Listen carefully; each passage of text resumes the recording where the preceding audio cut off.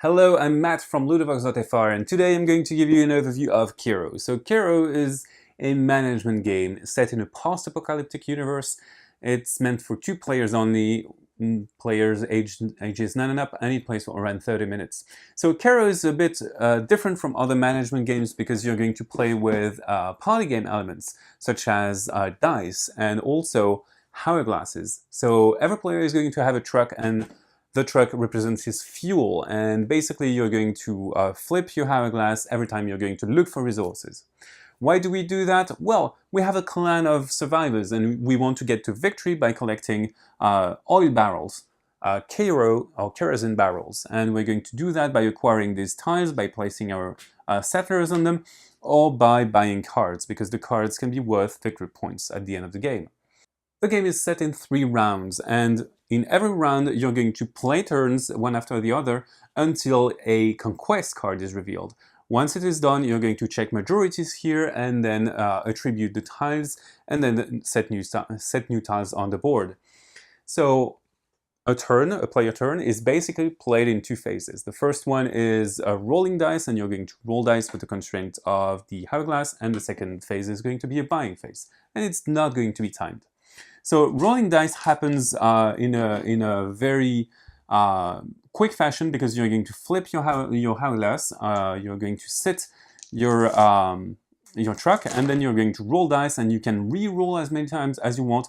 But if you get flame tokens, you have to set them aside, and you cannot re-roll them. Once you are happy with your die roll, you can just put your truck down, and then that's the end of your rolling phase. Then you may use the symbols on your dice, so you may collect jerrycans of oil, which are jokers with jerrycan symbols, and the rest of the symbols are basically resources that will buy you cards or allow you to perform actions. You have 3 types of actions that you can do. First, you can spend jerrycans to buy these Tuareg tokens, and they are there to help you. They are bonuses that you're going to be able to spend at any point in the game to accrue your power over the game. You can also spend recruits and metal to move your settlers onto spaces, onto tiles. And you want to get majorities there because the tiles are worth victory points if you have the majority on them. And finally, you can spend your dice to buy tiles. So for example, I could buy this tile with my 2 wheat symbols. So I could spend them and then buy this tile. It would be worth 1 victory point and give me immediately 3 jerrycans. So I could do this, for example. But the cards have other things they can bring me.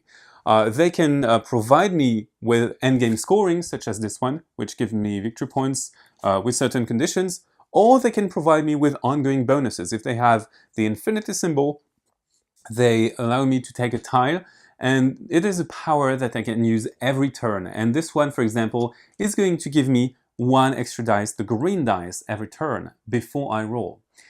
And then I can use jerrycans before I roll to get extra dice. So if I have extra jerrycans, I can have more of an engine going. So this is great for me.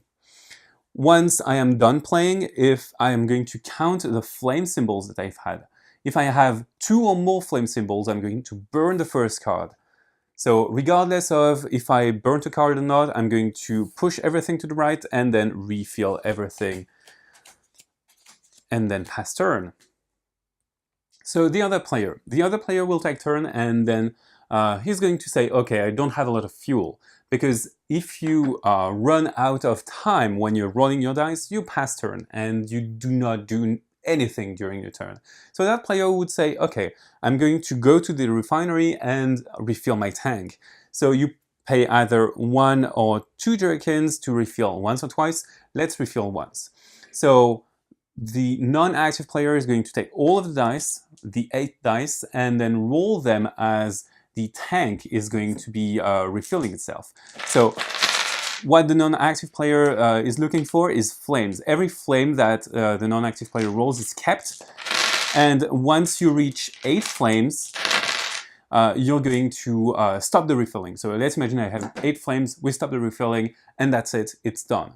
So this is how it happens, basically. We're going to play like this until a conquest card is revealed.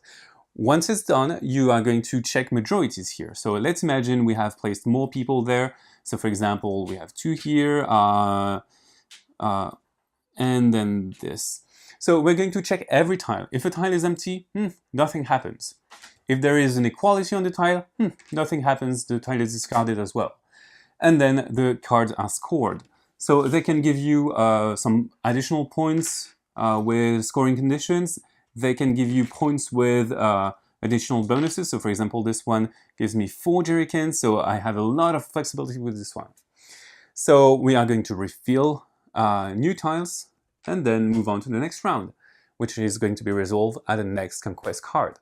So we're going to do this until the end of the game, and the end of the game happens at the 3rd conquest. You resolve it, and then you count victory points, which are basically the sum of your cards and your tiles.